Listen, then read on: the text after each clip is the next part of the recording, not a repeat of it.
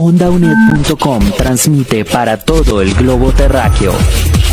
Un mundo, una sola señal. OndaUNED.com, verdaderamente acortando distancias. Verdaderamente acortando distancias, y esta es Onda UNED, que como todas las mañanas le lleva a usted este espacio denominado El Mundo que Soñamos. Y el mundo que soñamos es un mundo que se está transformando a pasos agigantados en estos 3 meses de pandemia. Y uno de los temas que en realidad habíamos conversado poco, pero que son medulares para el futuro, es el tema de la educación. Y es que la educación, la forma en que aprendemos ha cambiado enormemente durante este COVID. Hemos estado tratando de, bueno, en el caso de la UNED, finiquitando su proceso de virtualización, que ya lleva muchos años, pero en caso de la mayoría de las instituciones educativas ha sido una carrera por virtualizar, por pasar las clases en línea y demás, pero pues también es todo un reto para la sociedad. ¿Cómo va a ser la educación después de este COVID? ¿Qué tanto va a quedar de lo que cambió? ¿Cuánto vamos a volver a lo que estábamos haciendo antes? ¿Y cuáles son las mejores formas de aprender? Y para conversar sobre este tema, vamos a viajar virtualmente hasta la UNED de Siquirres, donde se encuentra Rodolfo Vargas Mesa, que pues nos tiene un invitado muy especial. Así que le doy el pase a Rodolfo allá desde Siquirres. Muy buenos días a todas las personas que nos sintonizan a través del Facebook Live de Onda UNED en este programa El Mundo que Soñamos, como ya lo dijo Sebastián, todos los días a las 11 de la mañana. Y hoy la sede de Siquirres tiene la oportunidad de compartir con ustedes a través de este espacio. Como decía Sebastián, mi nombre es Rodolfo Vargas, funcionario de esta sede universitaria. Y hoy tengo el inmenso honor de presentarles al doctor Moisés Segura Piedra. Doctor Moisés, doctor especialista en educación, en innovación educativa, en administración de la educación también, que en los últimos 10 años los ha dedicado a todo ese bagaje investigativo acerca de la innovación educativa, de la neurociencia, del neuroliderazgo, a través de la capacitación en todas las ramas de la educación. Así que saludamos aquí mismo en Siquirres, pero en otra parte de nuestro cantón, al doctor Moisés Segura Piedra, que nos hace el honor de estar hoy con nosotros. Doctor. Rodolfo, muy buenos días, muy contento de estar por acá con ustedes. Muchas gracias a Sebastián que nos habilita este espacio en este programa tan maravilloso. Y bueno, y contento y apasionado, diría yo, porque este tema de educación, este tema de qué nos espera, ¿verdad? ¿Cuáles son las rutas a seguir? Es un tema exquisito para poder compartir. Así que estamos listos. Muchas gracias, Moisés. Moisés, hablemos un poco sobre la realidad que está viviendo en este momento nuestro sistema educativo, no solo a nivel de Ministerio de Educación Pública, no solo a nivel de primaria y secundaria, sino también a nivel de universidad. Como ya lo decía Sebastián, por ejemplo, la UNED está en este momento en un proceso bastante intenso acerca de la renovación, el reinventarse un poco también como universidad, porque a pesar de que somos una universidad a distancia en la que había un cierto nivel de virtualización, hemos tenido que hacer ajustes importantes. Y bueno, más aún imaginamos a nivel de Ministerio de Educación Pública, ¿verdad? Entonces hablemos un poco sobre esa realidad que se está viviendo ahorita, cómo se está abordando. Bueno, Rodolfo, una de las cosas que es importante, ¿verdad?, poder aclarar y poder expresar, es que ningún sistema educativo en el mundo estaba preparado para esto que estamos viviendo, ¿verdad? Un amigo mío me decía, mira, Moisés, ¿quién puso en su foda pandemia? ¿Verdad? Entonces, esa es una de las cosas que necesitamos tener presente, porque aquí no es de repente satanizar lo que el sistema ha hecho como tal, ¿verdad? Y que de repente todo este escenario es algo muy sorpresivo. Pero sí es una realidad que hace 10 años para acá se ha venido hablando la necesidad, ¿verdad?, de que la educación necesita reinventarse. Es un llamado profundo, directo. De hecho, me sorprende mucho, hace unos días en España se dice, ¿verdad?, que dentro de los pilares principales para reactivar después de toda esta pandemia al país y ponerlo a avanzar, ponerlo a caminar, me llama la atención porque dentro de esos pilares principales no está educación.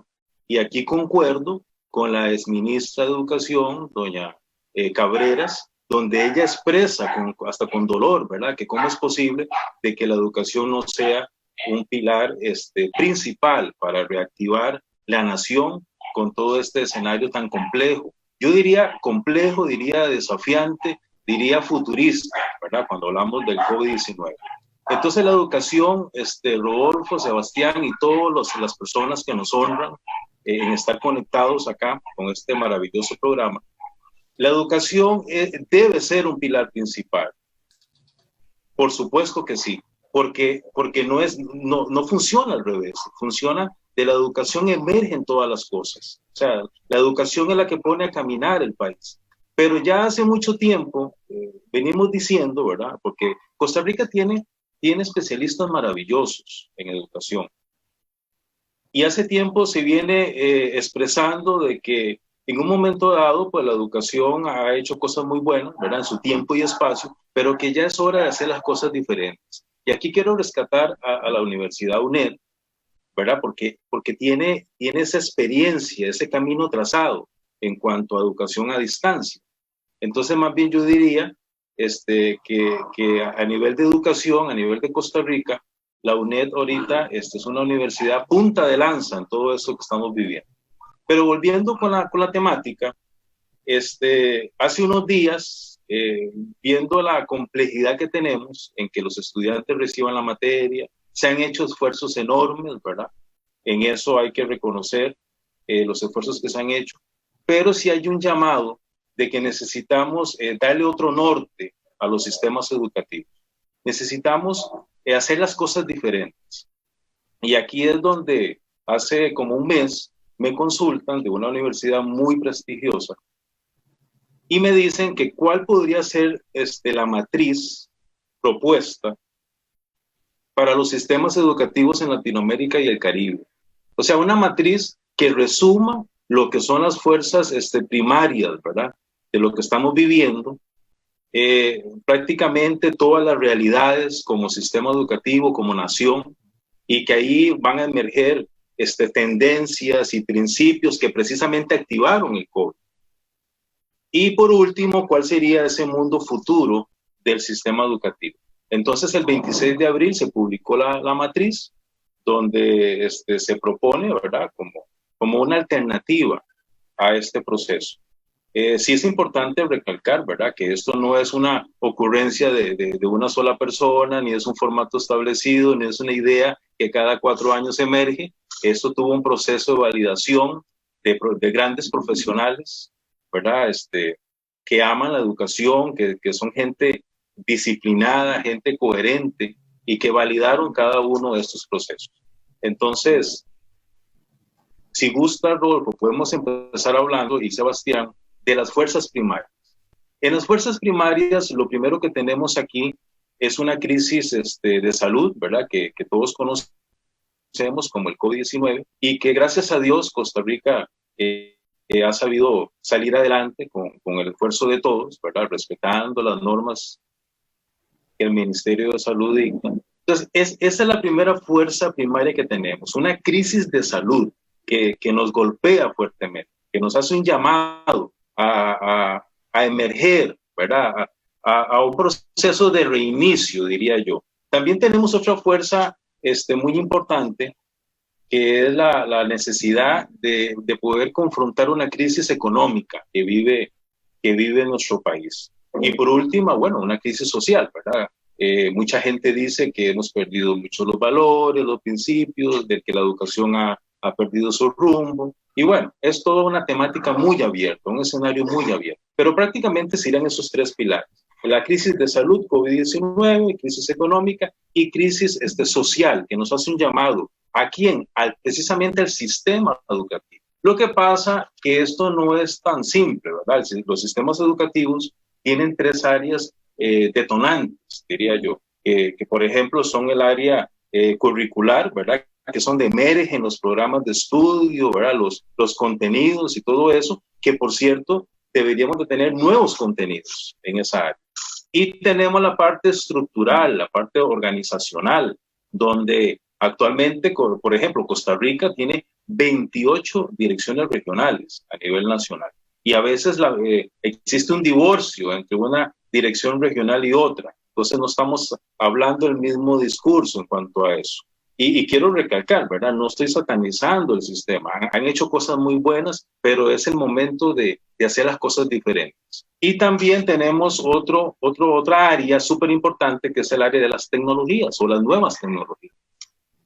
Entonces, ¿qué pasa en este momento? En este momento pasa que de repente hemos habilitado laboratorios, ¿verdad?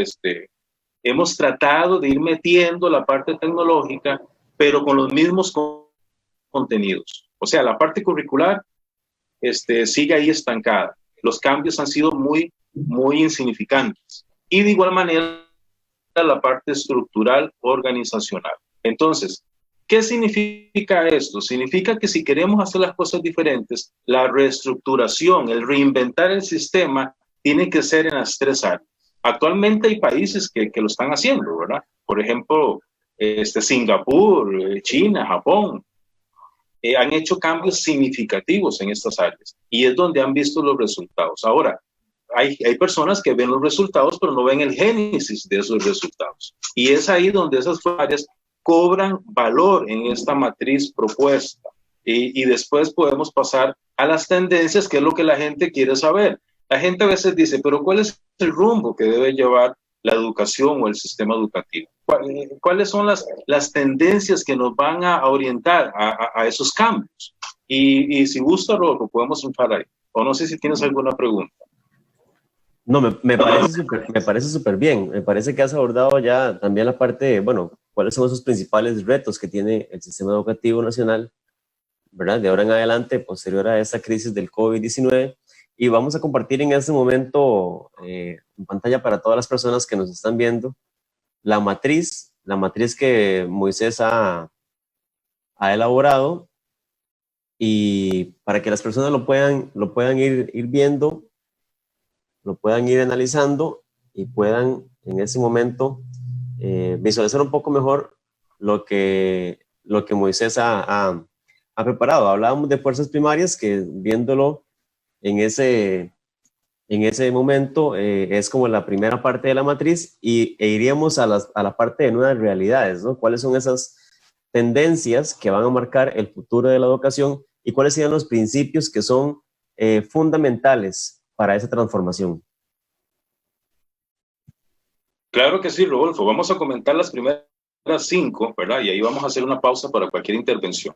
Bueno, son 10 tendencias, ¿verdad? Que, como les dije, fueron validadas, han sido estudiadas una y otra vez para poderle darle forma a esta estructura como propuesta, a hacer las cosas diferentes. Iniciamos con la número 1, que habla sobre educación personalizada o educación individual. Y esto va más allá de pensar de que, bueno, los grupos pasan de tener 40 o más de 40 estudiantes a tener 20, 15 estudiantes. Yo conozco colegios que bueno, empiezan con 20, 30 y terminan con 10 estudiantes por aula. Pero cuando hablamos de esta primera tendencia de educación individual personalizada, va más allá de eso, va más allá de un tema de números. Significa que cada niño, cada ser humano, aprendemos diferente. O sea, representamos toda una serie de inteligencias múltiples, ¿verdad? Tenemos nuestra manera de aprender. Entonces, esta tendencia nos da un norte muy exquisito porque, por ejemplo, hay países que ya lo están implementando, donde un grupo de 10 o 15 estudiantes es atendido por 2 profesionales, por 2 profesores, 2 docentes, donde uno es titular y el otro le asiste en todas las áreas, ¿verdad? Pero de igual manera trabajan todo por igual, lo que son metodologías, técnicas de trabajo y todo, y pueden abordar por individual al estudiante. Porque recordemos que el estudiante, al aprender diferente, emergen necesidades específicas en cada uno. Y entonces, la educación personalizable es un llamado a entender de que no podemos estar enfrente de un grupo y pretender de que todos van a aprender por igual, ¿verdad? Y eso ha sido un error muy grande que hemos tenido. Al menos cuando yo di clases en escuela y colegios, yo llegué a tener grupos de 44 estudiantes, con un contenido, con una misma técnica, una misma metodología, y llegamos a creer que todos están aprendiendo, pero no es cierto. Entonces, esta primera tendencia nos hace un llamado muy claro de que como cada ser humano tiene su manera de aprender y representa una serie de inteligencias, nosotros necesitamos darle forma a ese escenario. Nosotros nos convertimos, y es más, el rol del docente cambia en este reinicio que tenemos después de la pandemia. Pasa a ser más facilitador de los procesos, ¿verdad? De hecho, ya hoy por hoy se da con la educación virtual que estamos tratando de encaminar.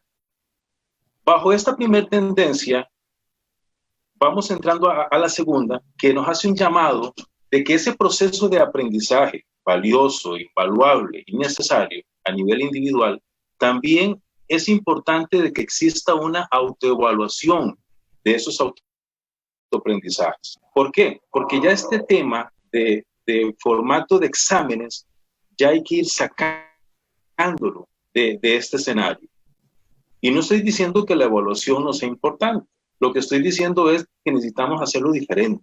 Entonces, de la primera tendencia a la segunda, que es autoevaluación de esos autoaprendizajes, logramos de que el mismo estudiante vaya detectando cuáles son sus debilidades, cuáles son sus fortalezas, por supuesto, con el rol del docente, ahí a la par, ¿verdad? Dándole forma a ese proceso, encaminando, potencializando al estudiante para que logre avanzar. Y aquí, entonces, coge valor, ¿verdad?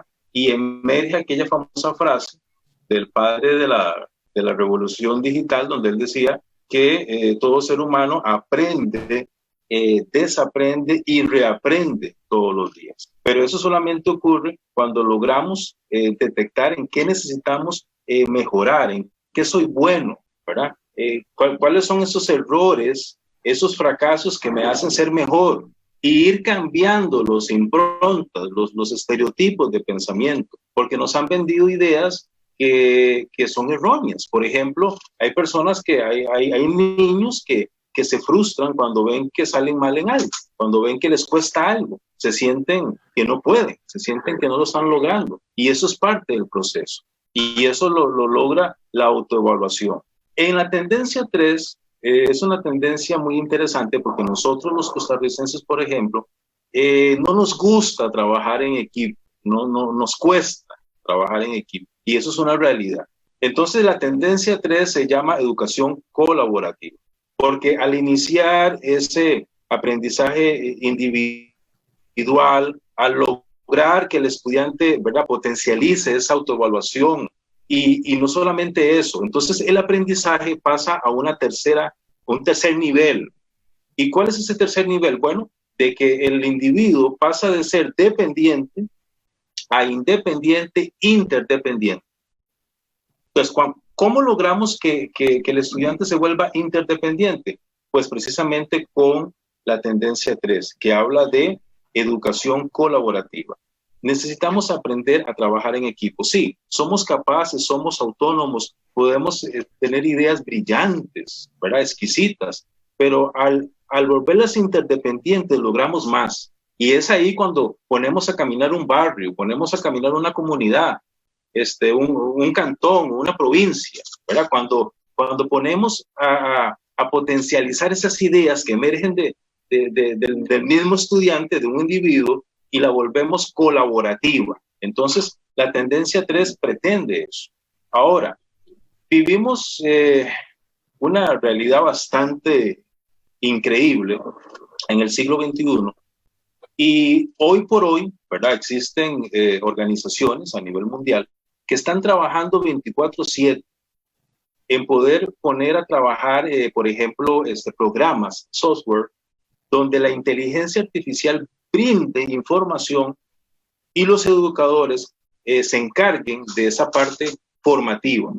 O sea, prácticamente inteligencia artificial para lo informativo y el educador a lo formativo. ¿Por qué digo esto? Bueno, porque la educación del futuro me hace un llamado a que ante esa acción colaborativa, ¿verdad? Necesitamos que todos caminemos a un mismo ritmo, pero acuérdense que no todos aprendemos igual. Entonces es aquí donde hay excelentes programas que hoy por hoy ya se están utilizando, por ejemplo en Singapur, en China, donde trabaja esa parte de inyección de información, o sea, de poner escenarios creativos, innovadores, increíbles, donde el estudiante no solamente va aprendiendo, sino que disfruta de esos procesos.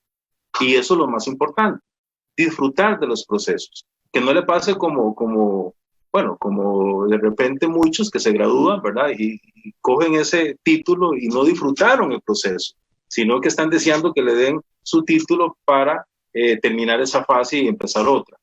Pero en la educación del futuro, en esta nueva propuesta, en esta fase de reinicio, de reinventarnos, va más allá. Nos hace un llamado a que nosotros necesitamos saborear los procesos.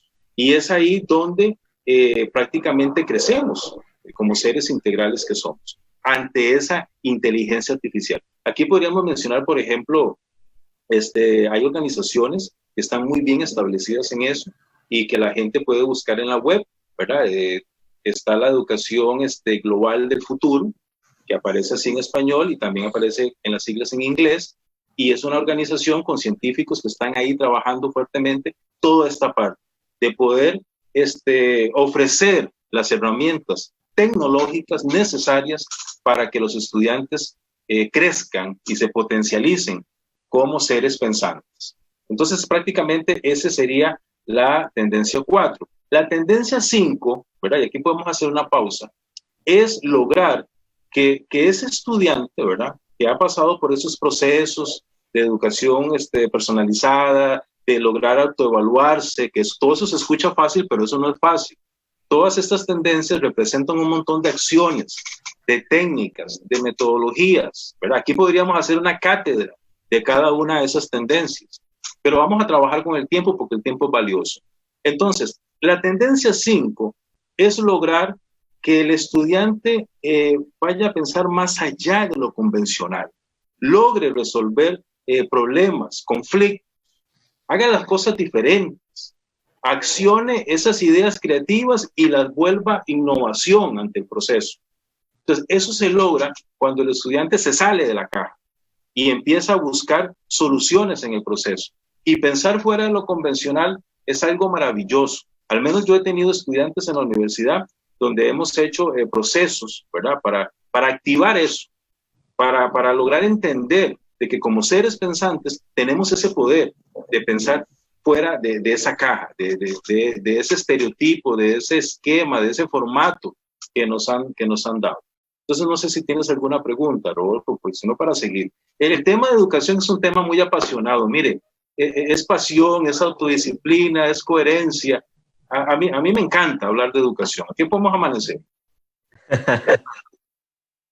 Bueno, muchísimas gracias. Para las personas que se nos unen en medio de la transmisión, estamos en esta mañana acompañados del doctor Moisés Segura Piedra, un siquireño que se ha dedicado los últimos 10 años de su carrera profesional a investigar sobre innovación en educación, y hoy nos está compartiendo la matriz que ha preparado durante este 2020, ha surgido como un resultado de su trabajo acumulado a lo largo de los años como propuesta innovadora de lo que sería la educación del futuro en Centroamérica, en Latinoamérica y en el Caribe, ¿no? Moisés, quisiera comentarte un poco, tal vez a raíz de lo que has dicho. Hace unos días atrás veíamos una entrevista de precisamente don Rodrigo Arias Camacho, el rector de la Universidad de la Distancia, que le hacían en 7 Días Radio. Y don Rodrigo decía que se ha roto como un mito, ¿no? Que los estudiantes o que las nuevas generaciones venían como con el chip de la tecnología incorporado. Y señalaba que sí, pero para otro tipo de cosas.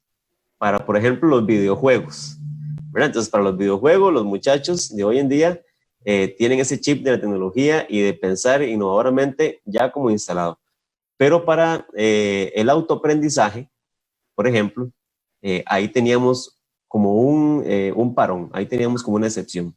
Y precisamente lo que estás proponiendo en toda esta primera parte de la matriz involucra un autoaprendizaje. Entonces, ¿qué hacemos para que estas nuevas generaciones también, además de todas esas tecnologías que utilizan para la diversión, para la recreación, también puedan aplicarlas para la educación que se nos avecina? Bueno, Rodolfo, esa es una pregunta muy, muy interesante, porque al inicio decíamos, ¿verdad?, que el sistema educativo son tres cosas. Está la parte curricular, que son los contenidos, programas, está la parte estructural, organizacional, y está la parte tecnológica. Nosotros no podemos pretender como sistema educativo de utilizar las nuevas tecnologías, digámoslo así, ¿verdad? Todos esos aparatos tecnológicos, dispositivos, si no estamos haciendo una conexión con nuevos contenidos. O sea, necesitamos unir eso. Prácticamente sería un tema de uso que le estamos dando a eso. Porque, por ejemplo, si yo tengo una pantalla interactiva en mi aula y lo que yo hago en esa pantalla interactiva lo hago en una pizarra de tiza, ¿verdad? Es lo mismo que el estudiante nada más vaya a copiar, a leer y a ver. O sea, no estoy haciendo nada de innovación en ese proceso.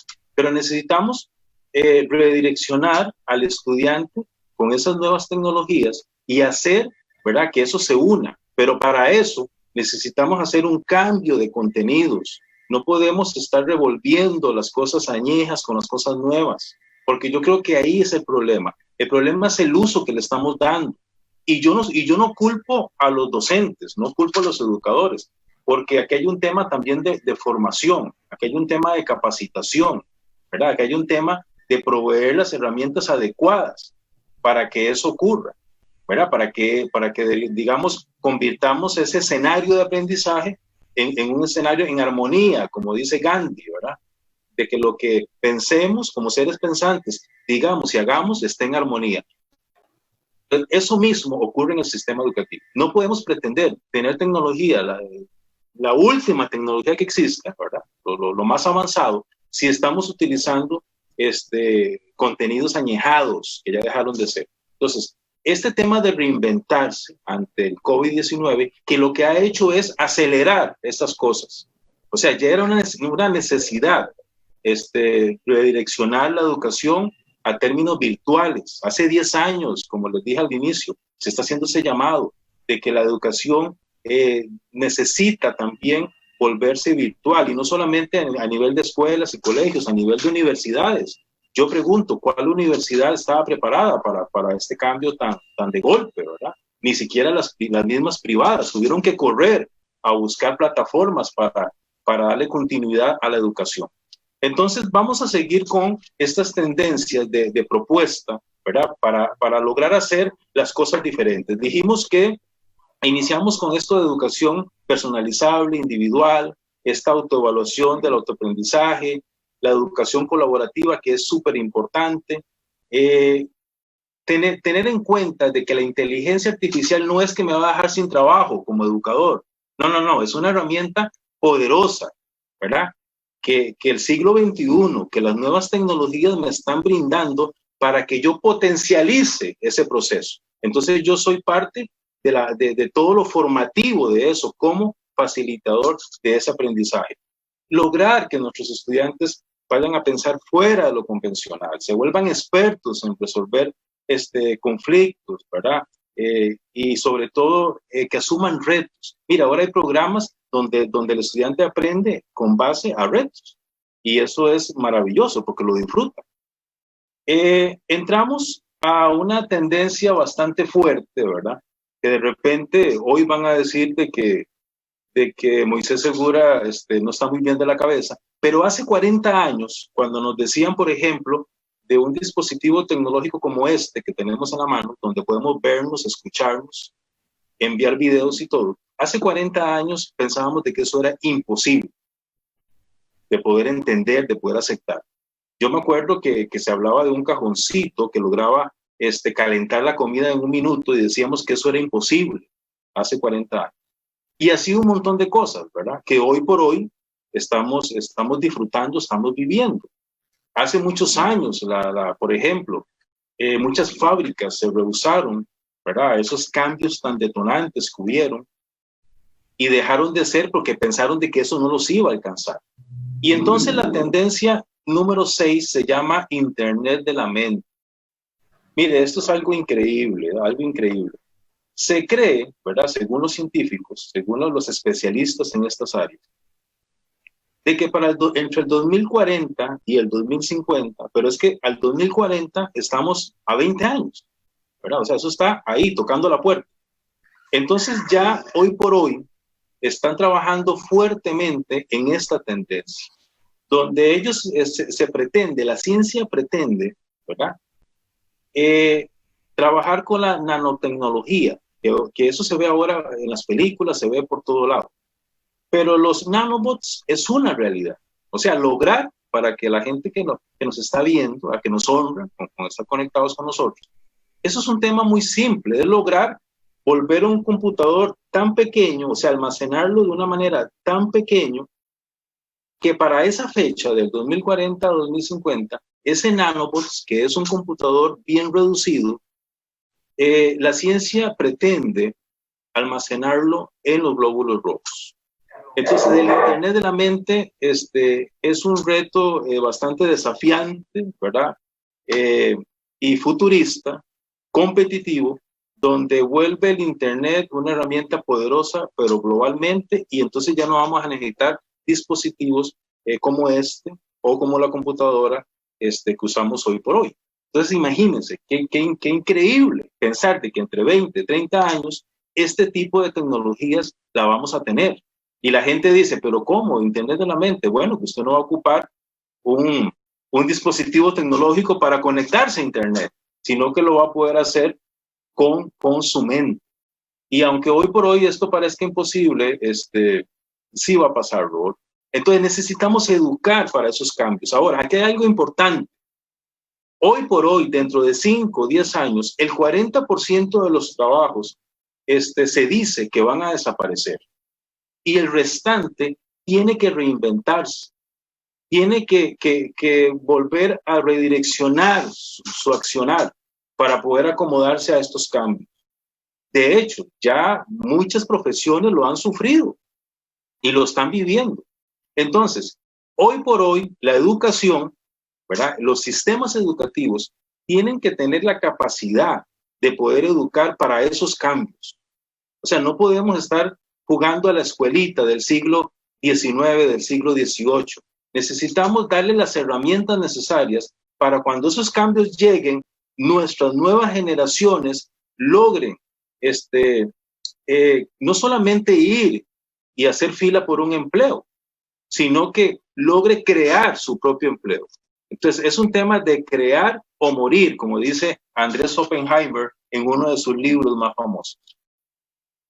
Después pasamos con, la otra tendencia tiene que ver con realidad virtual, ¿verdad? Que la ciencia ha avanzado de una manera increíble. Tenemos ahora 7D, ¿verdad? Una tecnología en hologramas impresionante, donde el estudiante logra vivir una experiencia sobrenatural, diría yo, interactuando con toda esa tecnología en ese proceso de aprendizaje. Entonces, la realidad virtual interactiva es una de las tendencias más fuertes en esta propuesta también, porque prácticamente ya es una realidad. Por ejemplo, hoy por hoy la tecnología se utiliza en zoológicos, ¿verdad?, donde ya no hay animales, sino que utilizan tecnología 7D y la gente va y disfruta del zoológico, nada más que los animales son virtuales y parecieran de verdad. Y ahí estamos evitando, ¿verdad?, tener a los animales en cautiverio, que por cierto, les hemos hecho mucho daño al tenerlos así. Entonces, esta nueva tecnología, esta realidad virtual nos hace un llamado. Imagínense que si esto nos cayera de golpe, como nos cayó el COVID-19, ¿qué haríamos con este tipo de herramienta si de repente el educador se siente desarmado? Entonces, necesitamos brindar ese tipo de formación, porque precisamente, Rodolfo, aquí es un tema de calidad, es un tema de equidad y de pertinencia. O sea, si nosotros logramos cumplir con estas 3 características, porque la educación del futuro es completamente flexible, ¿verdad? Es una autonomía, una flexibilidad por completo. Y para lograr eso necesitamos estudiantes que logren autoevaluarse, que logren pensar fuera de lo convencional, que desarrollen todo ese potencial que llevan dentro. Despertar eso, ¿verdad? Estimular el cerebro. No sé si tienes alguna intervención, si no sigo con las tendencias.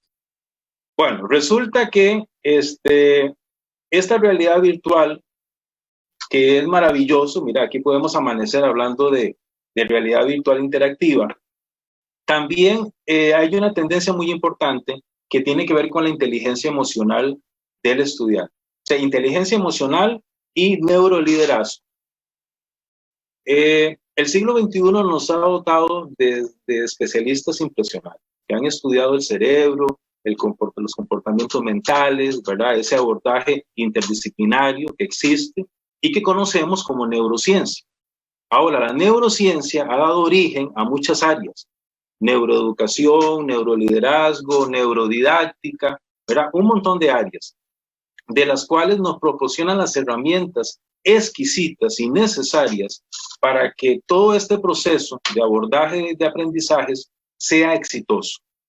Pero no podemos pretender, ¿verdad?, que todas estas nuevas tecnologías, que todos estos escenarios virtuales sea exitoso si el estudiante tiene una carencia emocional. Entonces yo sí creo fielmente en que la inteligencia emocional y el neuroliderazgo deben de ser una tendencia muy fuerte en esta propuesta, porque necesitamos seres integrales fuertes a nivel emocional, ¿verdad?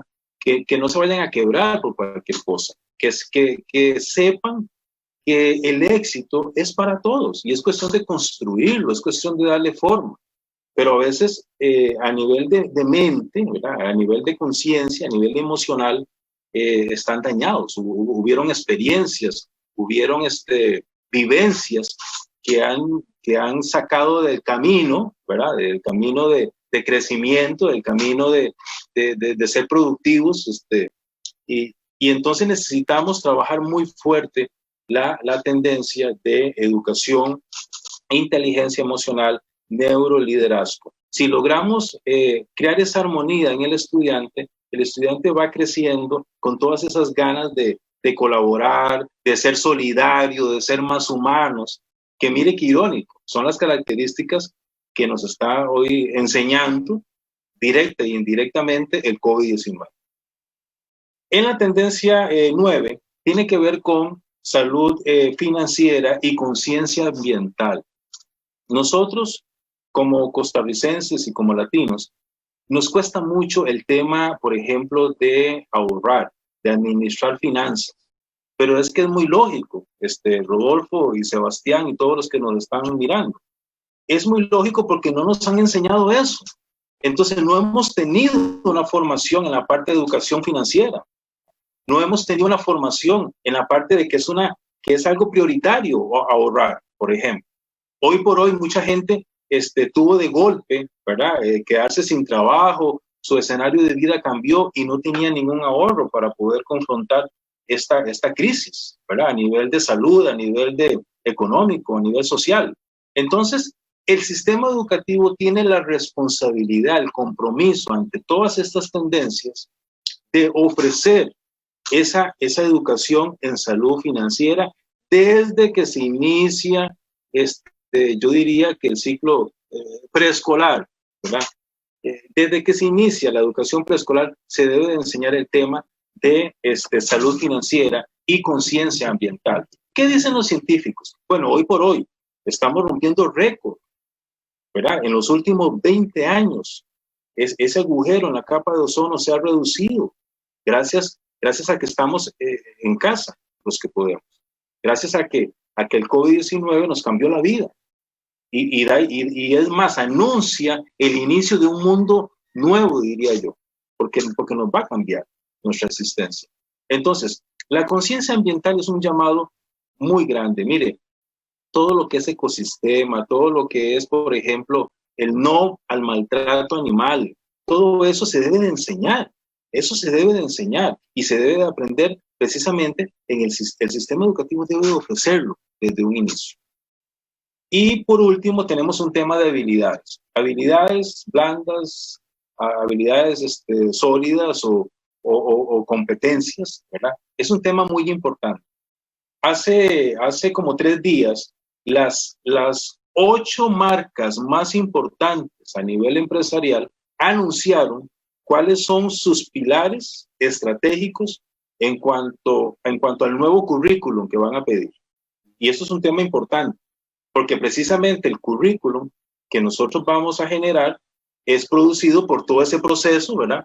Que la persona ha desarrollado, ha construido en el sistema educativo, porque el currículum cambió.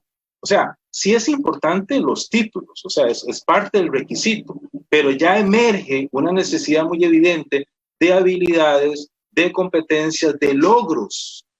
Entonces, ese formato es completamente nuevo ante las necesidades de las empresas. Ahora, si las empresas anuncian cuáles son los pilares estructurales, los pilares prioritarios para ese nuevo currículum que ellos demandan, ¿verdad? Que, por ejemplo, usted llega con su currículum y usted puede tener 3 maestrías, 4 licenciaturas y todo lo que usted quiera, pero le van a preguntar, ¿y cuáles son sus habilidades?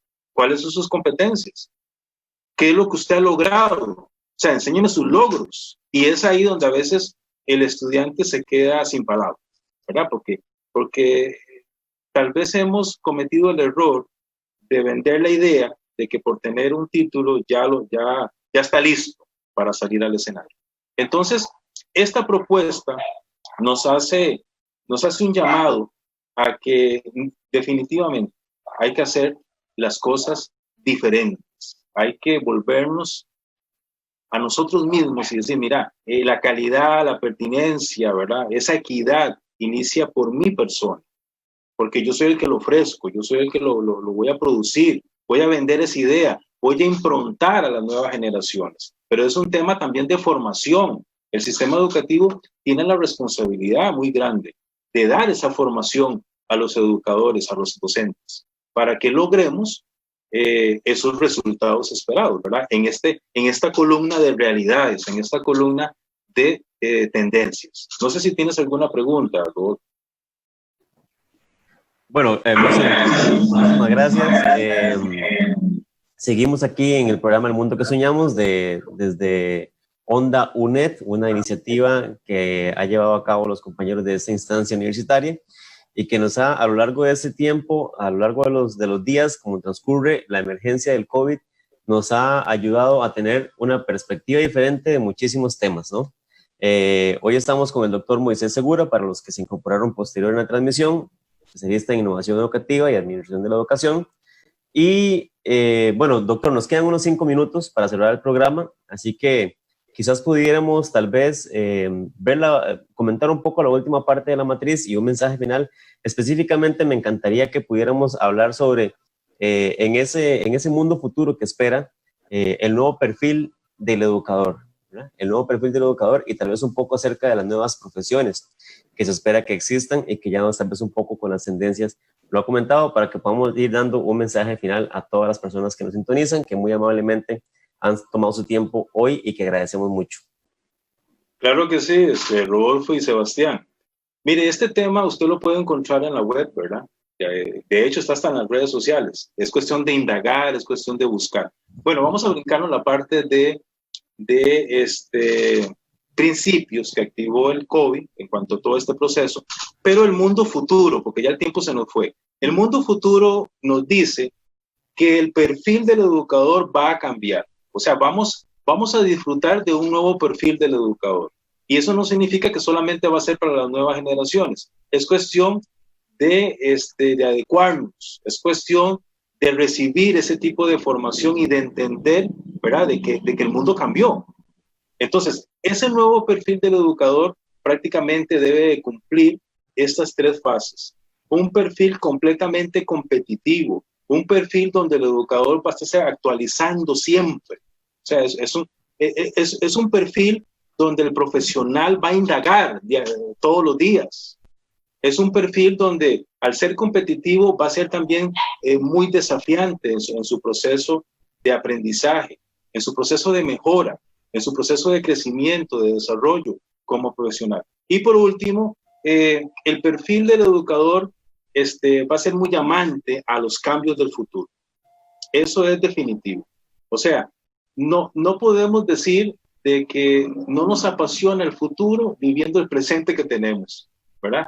Entonces, ese nuevo perfil hace un llamado a que estamos a tiempo, Rodolfo, Sebastián y todos los que nos están viendo, estamos a tiempo a generar cambios significativos para que todo esto podamos darle forma, podamos accionarlo, podamos insertarlo, podamos hacer las cosas diferentes. El modelo curricular virtual va a ser una realidad.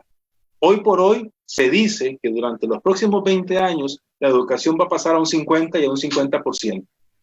O sea, un 50% virtual y un 50% presencial. Eso es lo que se propone. Pero vamos a llegar a un momento dado donde sí va a emerger un nuevo modelo curricular virtual. Y no significa que es que los educadores se van a quedar sin trabajo. No, para nada. Es que vamos a hacer las cosas diferentes. Y por último, van a surgir nuevas profesiones. Contestando su pregunta, Rodolfo, hoy por hoy no se tiene con certeza cuáles serían esas nuevas profesiones tan específicas, ¿verdad? Porque eso va sujeto a los cambios tecnológicos, eso va sujeto a las nuevas tecnologías, pero ya son una realidad. Hay profesiones que han tenido que cambiar su rol, ¿verdad? Que unir diferentes fases. Por ejemplo, la fase, la conciencia ambiental. Los arquitectos de hoy por hoy son profesionales increíbles que hoy por hoy crean diseños donde hacen una conexión con esa conciencia ambiental y también con la parte de salud financiera. Hacen proyectos maravillosos. Han tenido que cambiar sus propuestas y la gente queda maravillada donde pueden utilizar los recursos naturales para generar ¿verdad? Ahorros en el proceso. Entonces yo diría que el mundo futuro es un mundo maravilloso. Yo doy el mensaje, quiero compartir el mensaje a todo educador y afines de que viva con ilusión, viva con esperanza, sea determinante, ¿verdad? Sea valiente, esforzado y sigamos adelante, avanzando, porque lo que nos espera son cosas buenas. Es cuestión de tener carácter. Mire, hablamos de un tema de habilidades, de un tema de competencia. Sí, eso nos lleva a la cima, pero en esa cima nos mantenemos con carácter. Y yo creo que eso es una de las cosas que debe ser determinante en nosotros como profesionales. Ha sido un honor compartir con ustedes. Muchas gracias. De verdad que muy contento de poder expresar esas palabras. Para todo el globo terráqueo. Un mundo, una sola señal. OndaUNED.com. Verdaderamente acortando distancias.